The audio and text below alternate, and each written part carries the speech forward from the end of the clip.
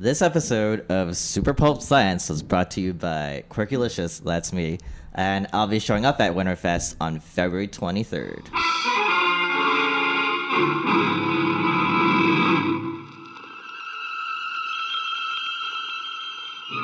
Attention, citizens! It's time for Super Pulp Science!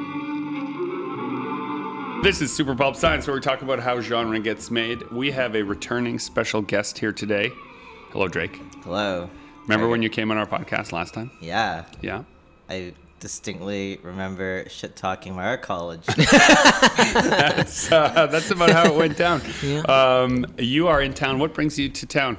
Work vacation, just trying to get out of my big empty house. And visiting a special someone I'm seeing. Oh, Justin. Yeah, that's nice. Totally. Yeah. It's so nice of you to say that about him.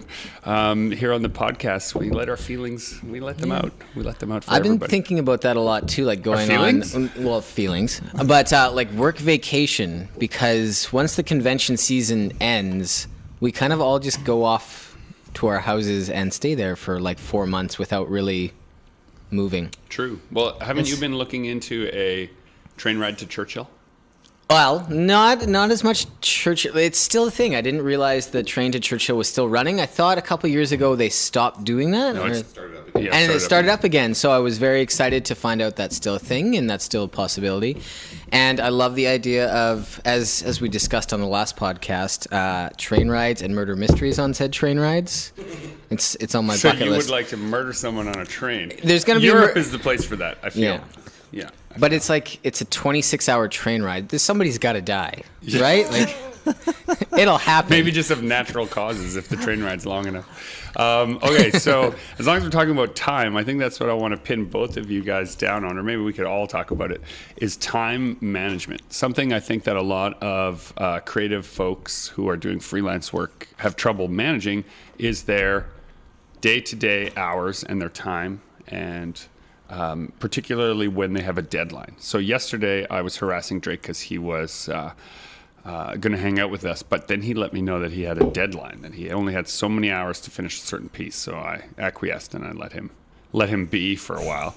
I didn't let Justin be, though. I just told him he should work harder. I should work harder. Yeah. But why don't you tell us about this enormous piece that you're working on, Drake, right now?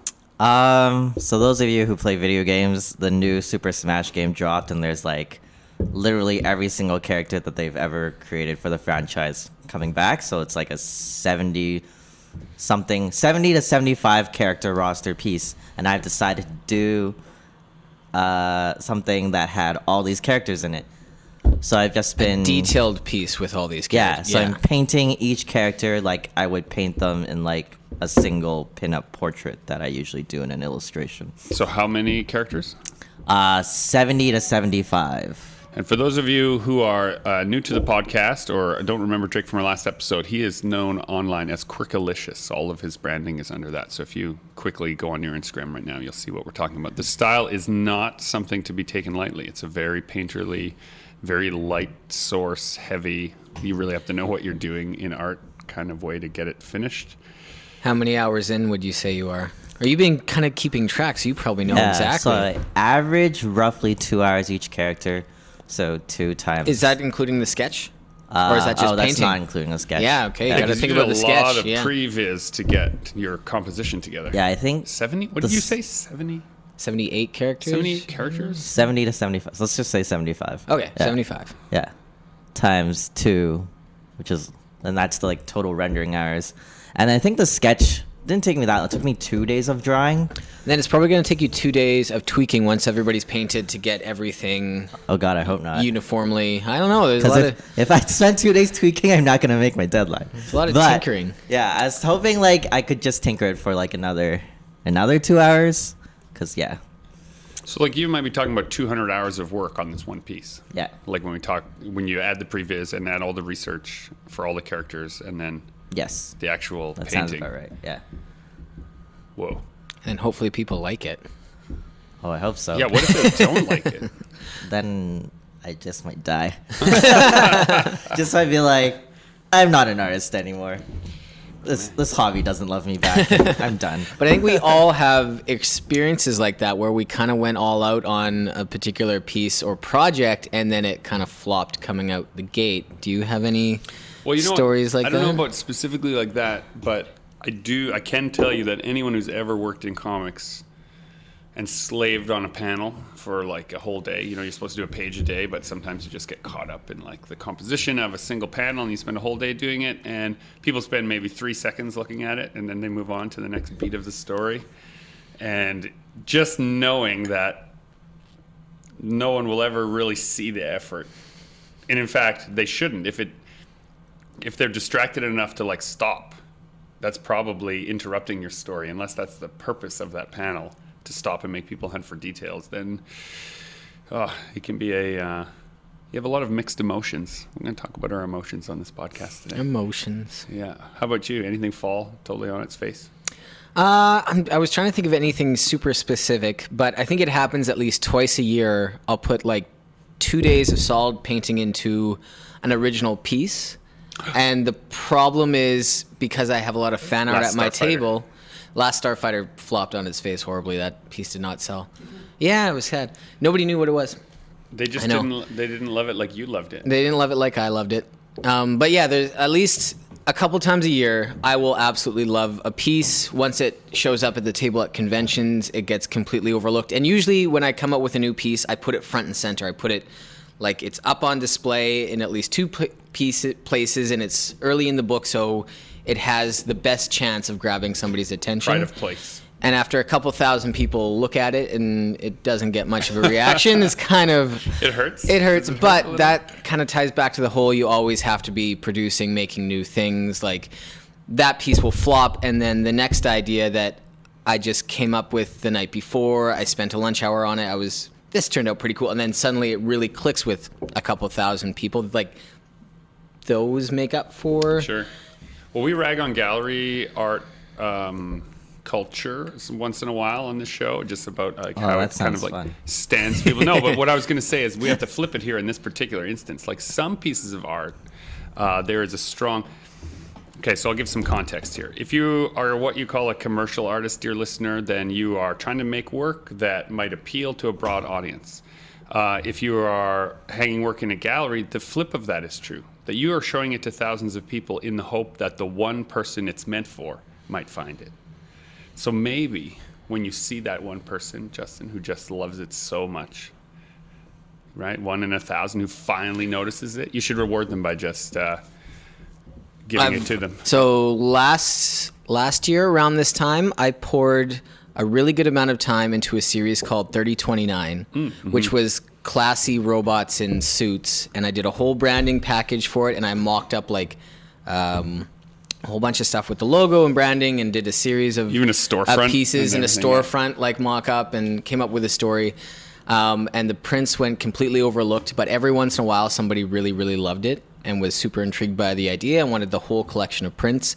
And that's a project that I want to continue and do like a gallery show or something, like not at a convention or a trade show, but something like an exhibition or a show just around that. And right. It's just about showing it to people rather than selling it to them. Yes. Yeah. Interesting. And I wonder about that relationship between story and art that happens at shows. If it's so hurried, like that pace, you ever find, Drake, that people's pace at a show, just like being pushed along that alleyway, you see people turn and look at the work, and for a moment you can see them engage with it, and then the crowd has just pushed them away. Like they really want to love There's it. so much other things to grab their attention. That's like also something to think about, just like in our particular field of work, is sometimes I purposely go out of my way to find compositions that are eye-catching immediately or easy to read immediately versus something that like takes some time to soak in, even though it could be just as good, like objective quality wise, but in that scenario you're like capturing people's attention it's something I have to think about every now and then. Not too much though. I hope that shows up on the... I hope? Right now, somewhere outside, a building has collapsed, and we have heard it on the microphones. It's They're marvelous. gutting the building next to ours and dumping everything into a huge freight container. It's great. Death is a primitive concept. I prefer to think of them as battling evil in another dimension. When you set out to make this enormous 70-character piece, no, 80, almost 80-character piece. 75. We're sticking with 75. That rounds up. I'm rounding up. I'm rounding up for his sake. Did you think, okay, one of these characters will appeal to somebody, or did you think people will just love it en masse? Or is this you just saying, I love this stuff, and so I'm doing it my way? Both in the sense where I played the game, like since the franchise came out back in the early or mid 90s. And I know the iconic like staple characters to the franchise. So I try to have them more near the center because they represent the Smash Bros. More than, say, later DLC characters or just later characters. Yeah. So, yeah, like placing the way I place the characters and everything, it matters.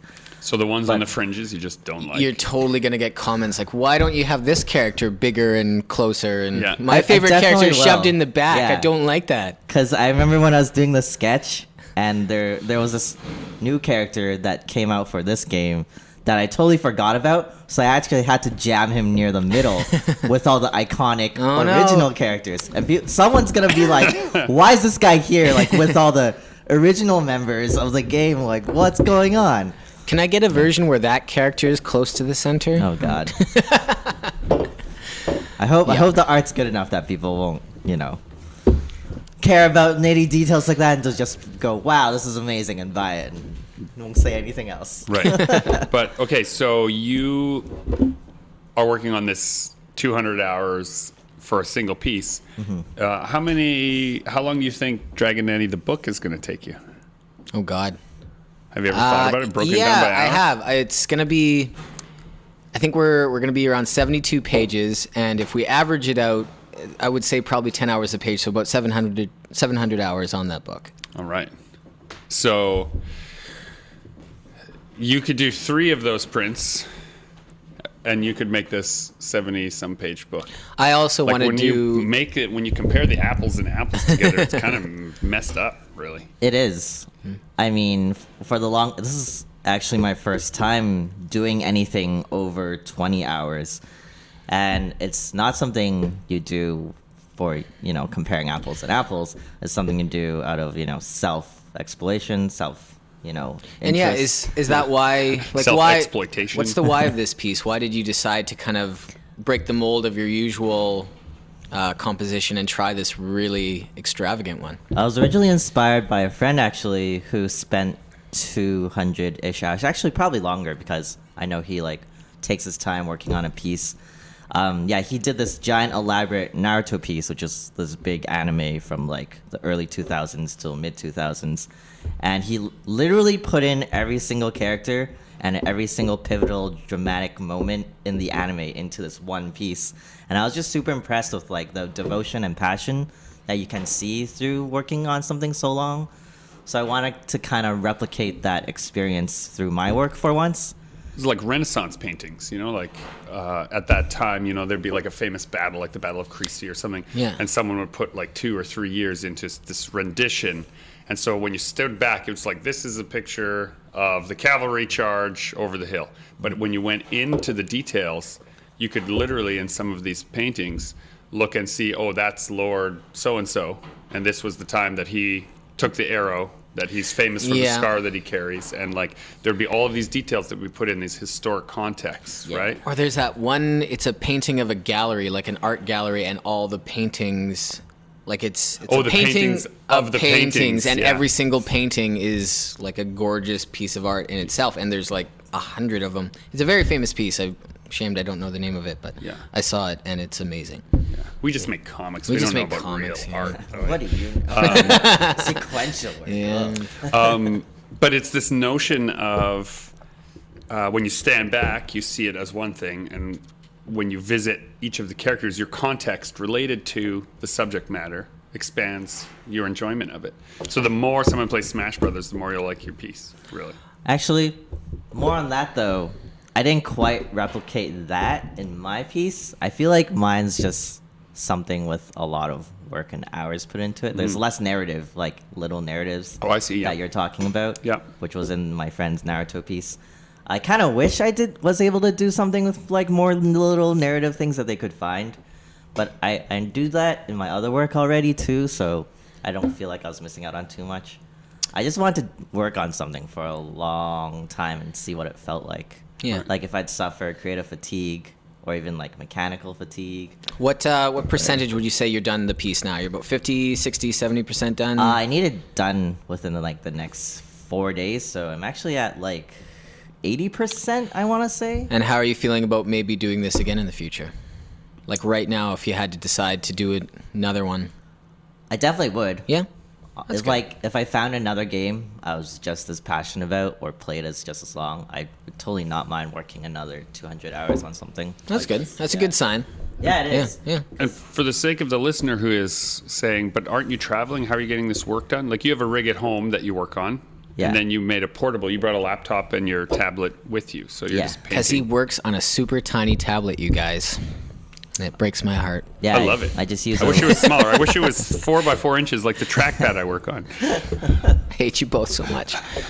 Actually, yeah, I used to use a Wacom Bamboo, and the only reason why I upgraded to the portable Cintiq is because my puppy chewed through the cord, and I had to buy a new one, and I couldn't find a Bamboo at the time, so I was like, I guess I'll upgrade. Right. This is only your full-time job. You should get the basic version. Well, and people get this idea in their head of, like, if it's digital art, the only way you can do it, the only way that you can put the hours in is, like, at your computer desk, in your office. That's the only way to do it. But the technology has leaped so far that, you know, now I see people at shows doing their DC Comics pages on their iPad Pros, right, while they're talking to fans, and it's like we're living in the future. That's kind of wild.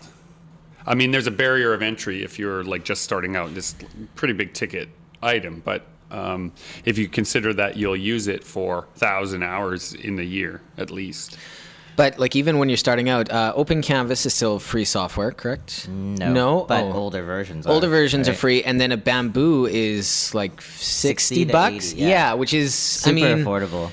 You go and buy a couple that way. paintbrushes and a couple tubes of paint, you're well over $100. Yeah, that's so true. If, you know, it's an easy entryway. Yeah, and what I find the most exciting about the painting stuff right now, like digital painting, is talking to my kids about it.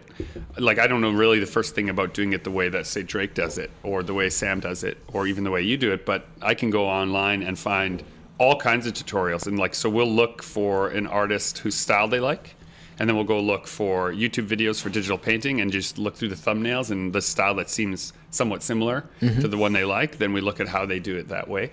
And if I think of how I had to learn how to draw just with like a stack of old 25-cent comics, just doing my best, aping the styles that I saw there with no instruction and no books on it and no videos to watch. You didn't have Drawing the Marvel Way? I had that later, yeah, I did, for sure. But it was the only way, right? On that though, like even when I started, which was late 90s, early 2000s, there were so few videos that were tutorials just teaching digital painting, and now it's mad easy to find like thousands of pages of tutorials from so many creatives. It's almost overwhelming. Yeah, it's a little overwhelming. You don't even know who to learn from now. And then back when I started, I was like, where do I find resources? Like some random Japanese website that Google Translate didn't exist yet, so I was trying to like figure out these tutorials.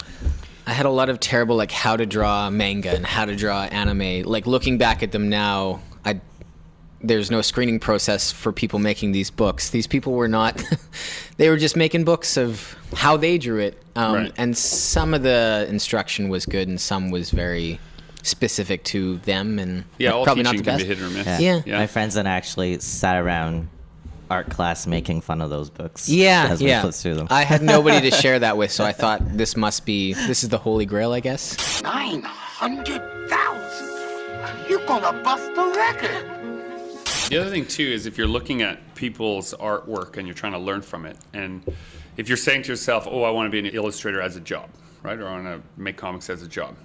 And you're looking online at people who spend 100 hours on a single page, they aren't working on comics as a job, right? It's not feasible. Like, there is some incredible next level, gallery level artwork, digital painting out there, but that isn't sequential. It's not sustainable to be able to do a sequential book at that time. So, like, you have to curate your own. Yes, we have this huge wealth of information, but you have to be smart in your searches. And like, if you're trying to say, I want to make comics, I want to look at people who make comics, you have to find people who are doing monthly comics and then watch those tutorials, because their workflow and their story dynamic and all of their stuff is based around the idea that in a single day, you have to get a complete page. So between 4 to 8 panels of storytelling information on the page before you go to sleep that day.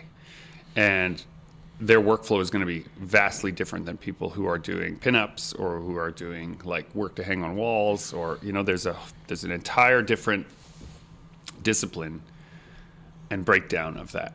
You know, you can look at a single panel of a comic and be like, oh, there's no background, and oh, it's just the character standing there like waving his arms. Yeah, like floating heads talking. And, right. And you can say to yourself like, oh, well, that's not really that artistic. But remember that it's in service to story. Like, the only reason that panel is there is to bridge the gap between the A and the C, right? You're just trying to get somewhere in the story. And so not every panel needs to be some incredible work of art. And you can break your heart looking at work, like you were looking at the Jeff Darrow collections Jeff we Darrow had is yesterday. a madman. And if you're looking at that and thinking, oh, this is what I have to do to make comics, no, your heart will split in half. It's impossible to do that kind of work. I think Jeff Darrow is probably a good example of he's fairly established and people are there for his style and his madness. So he can work a little more to his own schedule and beat of his own drum. Although I feel like he probably works pretty fast. Yeah, who knows? Who knows? At this point, probably. Yeah. We should try and get him on the podcast. He's at a few shows that we're at this year. We should just ask him. I've tabled. He was my very first time in the States doing a show is at the Chicago Comic Con. I was beside him. Yeah. And he's a very nice guy. Oh, yeah, he's a great guy. I've talked to him a few times. Mm-hmm. But he's also a good example. Like, he wasn't very busy at his show, but in, like, Bookland, guy's like a legend. Yeah, I wonder about that. And I guess it depends on what you are using your show time for. Yeah. You know, and what your barrier to entry is there too. You know, like, if he's invited to a show, then he doesn't have to be hustling too much because they've flown him out and they've put him in a hotel and so whatever. But when we have to fly ourselves to a show and pay for the table and pay for the spot and pay for our freight, we're going to put a show on. Yeah, we got to put a show on. We're hustling. Yeah. When you guys are deciding a year's worth of work, where does this, like, is it this 700 hours you're going to put into Dragon Nanny? Is that like a big roadblock in your other work? Or how do you spread it across everything else that you have to do? How do I... Right? Like, that's 70 days of work. What I really like about it is it's this long ongoing project that I'm going to kind of like get away from and come back to. So I'm not spending 700 hours straight on this same project. I'm going to be putting a ton of hours into it over the next couple weeks, and then I'm probably going to get away from it for a week or two and pump out a couple 1-2 day paintings that'll turn into prints. And it'll kind of refresh me and get me excited about coming back to it again. So I think with all my books, none of them were start to finish. That was all I was doing. I was always kind of jumping away and jumping back. And I think that kept it fresh, and it helped me sort out the mental roadblocks of what was happening next, or what I wanted to, how I wanted to handle that scene, etc. Right. And what about you with your manga? I actually don't think I have an answer to your question, just because most of my art prints are 8 to 10 hour paintings, maximum 20, like I said. And this is the first time I've done something that's 200 hours, which is kind of crazy. But my manga, on the other hand, since I partitioned it, into per chapter, and each chapter I would take a month to release, I would just kind of visit it every now and then while I'm traveling and doing prints. Yeah, it wasn't something I actively thought about, but the deadline was there every month, so I kind of just like made sure I clocked in enough hours, but it was very loose. I was very organic about it. I wasn't very strict with myself. Whereas though, like with my prints and like this 200-hour piece, I'm a lot more strict about my hours, and actually don't like doing other things while I'm doing a print. I like to like sit down, spend the 10 hours painting something, and be like, bam, done. Yeah. I like to like really laser focus on one project at a time when it comes to digital painting for some reason. Just get it all done. So you haven't been jumping out of this to work on other things? No, not at all. Yeah. But You jump around. Yeah. Yeah. Yeah. Yeah. I feel like we could cut to a song with that kind of intro, but we're not gonna, Dan. We're not gonna. You put your one foot in, you put your one foot out. That's not the one I was thinking of, but that's more related to my credit. That's your workflow in a nutshell. The hokey pokey. All right. Justin's fired from the podcast now. Yes, I jump in and out. Now, some of it is... Oh, my God, I just... The hokey pokey. Oh, no. Some of it is expediency. Like today, this morning, for example, I got here early and I had a couple hours that I had to work on something for pre-visualization for a film project, which is just due. So you just have to get it done. And it wasn't even on my radar 2 days ago. It was just like, hey, remember that stuff we were working on? Yes. Could you do this, and this on it now? Yes. And it just has to take a sort of priority over some other things because there's these tiny little windows of communication when you're trying to get a film project off the ground, and the right image, the right word, the right little scrap of script can be the thing that pushes it over the top. So you just have to do it, right? So Drake and I were both here this morning, and we maybe said like 4 words to each other the entire time. I thought it was kind of awkward, but I had my show streaming, so I was like, whatever. Greg doesn't want to talk, fine, I'll watch Community. I was just like must race to deadline doing podcast in hour. But when I'm working on narrative, like stories, and I mean, to me, it's my preferred thing. I'd rather work on comics than on individual prints. So it's a bit of a flip as far as where my workflow goes. So I spend most of my time working on comics pages. Like maybe 70% of my creative time is comic page output or visualization for film or for theater or whatever, storytelling. And then maybe 30% of my time I spend making like single images that would be like, you know, for a gallery or for the comic show floor or any of those kinds of things. And I use those feel more like work, like that. Doing the compositions for the prints feels more like, okay, I have to really sit down and labor at this to get it right. This, when I'm working on the comic stuff, that's when it comes really easy and it seems really fun and really free. But part of that hokey pokey dance is that I'm writing and I'm illustrating. So when I can't get the composition right, I just switch to working on the words, getting the dialogue right or the exposition or the overall story beats, and I'm able to switch around. The last couple of years, I've been trying to pay a lot more attention to my actual hours in, rewards out system. And if I'm being honest, the best thing for me to do would be actually to flip it, right? You don't make as much from books as you do from art if you're doing it sort of the quote unquote the right way, going to enough shows and traveling a lot. But it's like what you were talking about with Mr. Darrow there. If you can get enough of a back catalog, enough of a history that people will show up at the bookstore to buy your book, you don't have to travel as much. It can do it. If the long tail of that comic is long enough, then you can avoid the travel. And for me, I've got 2 kids and I have a wife, and I want to see them. So I'm trying to put that time in, knowing that, well, I don't get paid as much for my pages or the book work that I'm doing. The bigger my back catalog, the more likely it is that back catalog can sustain the work or my work-life balance, and then I'll have to travel less. So it's kind of an experiment, and one of the reasons why I've been pushing lately to get some other media properties going is it's like my grandma used to say, you need to find things that make money while you sleep. Yep. Your grandma said the same thing, I think. Right.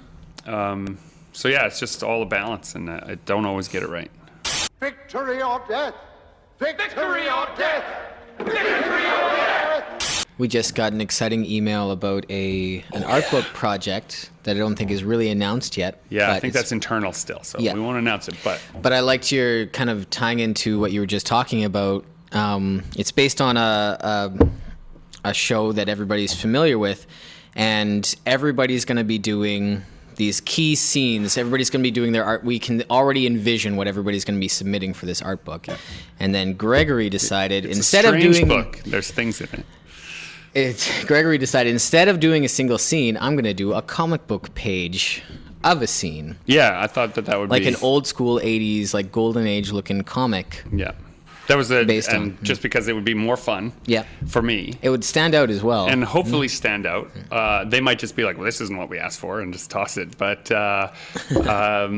there's this other side of you where like Mike Sanders has said many times to me, don't put anything in your portfolio that you don't want to do again. Right? And so if your heart is leaning into one direction, right? And for me, it's doing narrative. Do it as much as you can, right? Just do it as whenever you can, whenever the opportunity to show what you want to be doing is, to just give it a shot. I mean, I don't think anyone will fly down from the heavens and say, oh, give this guy this comic book when they read that. But maybe they'll read it and they'll enjoy it. And I'll have enjoyed making it, and that's enough. I've actually been struggling with deciding what I love more, narrative illustration or just like regular illustration. Why not both? Well, I do both right now, and I feel like I'm not... But they're very separate. You have them in different places. They're very separate. Like, there's no way for me to really combine them the way I want to.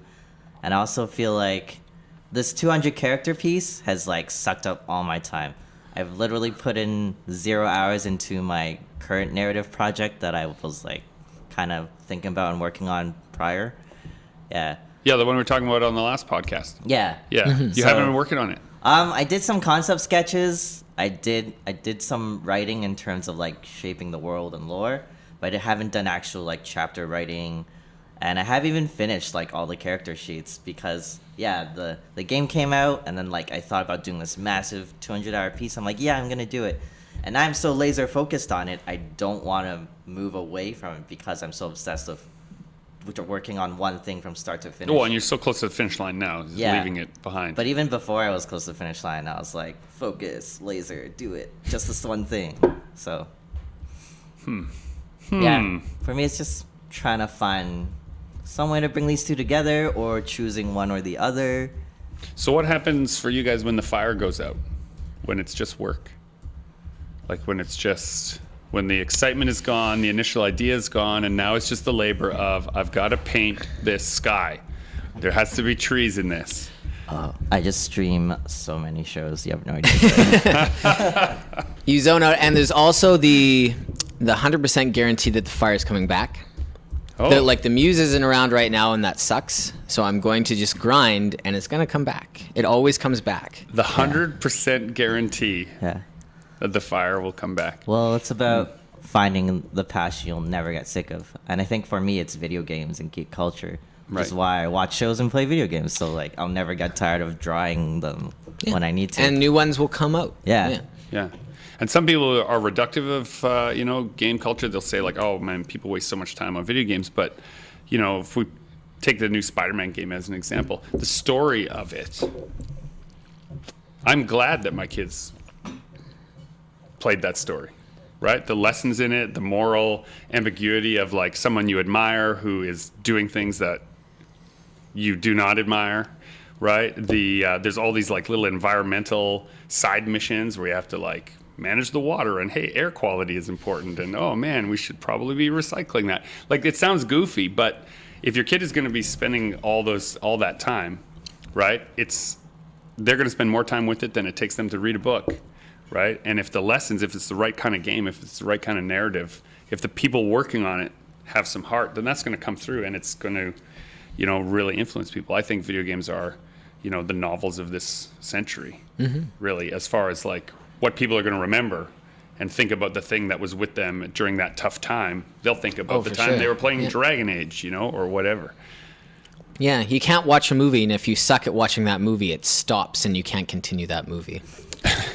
That'd be amazing. That would be amazing. It You're not just paying tracks- attention. Yeah, it tracks your eyes. You're not worth this. You didn't see that thing going on in the background of the last scene. Yeah, You can't continue. We worked so hard making this movie, and you didn't even I notice. kind of wish that was a thing. We're deleting it from your computer. Sometimes right I'll now. show someone a movie, and I really want them to pay attention to all the details, and they don't, and I'm just mad at them. That's the worst. I'm like, fuck.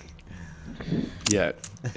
And there's two sides of our brain. I partition my brain from like I have a show on and I'm working versus I have a show on and I'm watching it. Usually, it's when we do that though, it has to be a show that you've seen before. Yeah. Yeah, you can't do that with anything new and interesting, or your attention will be divided. We often come into the studio, and our like greatest praise of a movie was, I put on this movie, I wasn't too interested, but I actually stopped working and paid attention. Yeah. That's how we know it was So we actually stopped good. playing it. That I'll have is- to watch yeah. it on my Stop own time. working. Yeah. Yeah.